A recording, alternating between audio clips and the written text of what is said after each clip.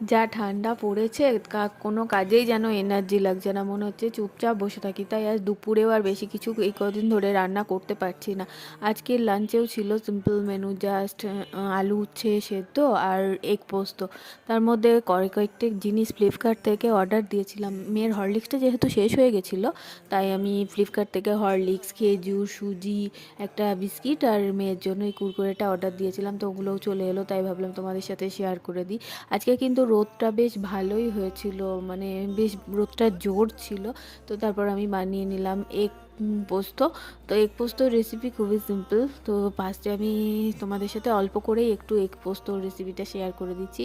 আলু আর ডিমগুলোকে ভালো একটু ভেজে নিয়েছিলাম, আর মিক্সারে টমেটো, পোস্ত আর কাঁচা লঙ্কা দিয়ে ভালো করে পেস্ট করে নিয়েছিলাম।